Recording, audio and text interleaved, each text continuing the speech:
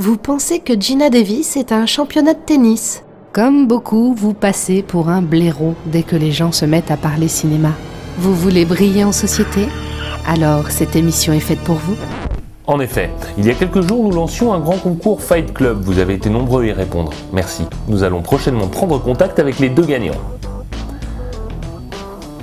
C'est là que tu me dis les deux gagnants. J'avais pas compris. Tu sais quoi, Grégoire? Pour éviter que ça traîne en longueur, je vais utiliser la pointe de ce stylo et je vais la presser sur ta main quand c'est à toi de parler. Comme ça te reviendra plus facilement. T'es d'accord? Bah non. Allez, c'est vendu. C'est parti, ma biquette. En effet, il y a quelques jours, nous lancions un grand concours Fight Club. Vous avez été nombreux à jouer. Merci. Nous allons prochainement prendre contact avec les deux gagnants.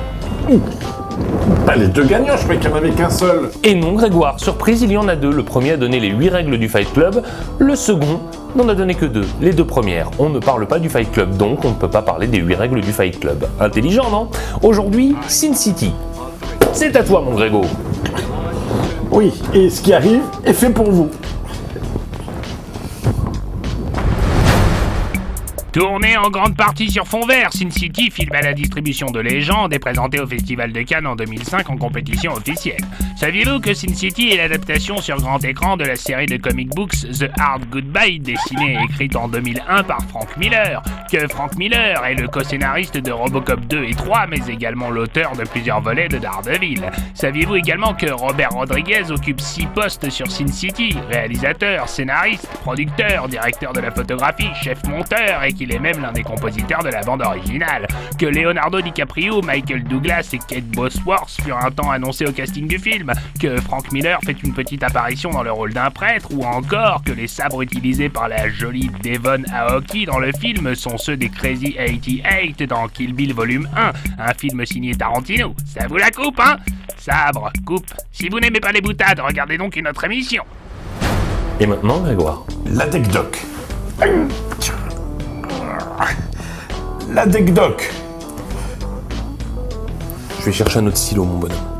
L'anecdote qui calme tout le monde, même tes amis les plus calés. Vous ne le saviez peut-être pas, mais la scène de dialogue dans la voiture entre Clive Owen et Benicio del Toro a été réalisée par Quentin Tarantino. Et oui, et le brave homme a touché pour la réalisation de cette scène la modique somme de 1 $. Plus d'explications, fripouille. C'est comme si c'était fait. Robert Rodriguez a participé à la composition de la bande originale de Kill Bill Volume 2 contre 1 $ symbolique. Il était donc normal que Quentin Tarantino lui rende la politesse en acceptant pour la même somme de venir tourner une scène dans Sin City. Merci qui? Toi aussi tu aimerais forcer l'admiration, te mêler à n'importe quelle conversation et entendre « Waouh, quel homme !» Entrer dans une pièce, attirer les regards, la lumière? Eh bien c'est possible. Aujourd'hui avec... Excusez-moi, vous prenez le traitement que je vous ai donné, monsieur le coach? Le traitement anti-violence? Bah oui, je le prends. Pourquoi? Juste une question. 1, 2, 3. Allez, faut bien que je l'enlève. Ça fait mal.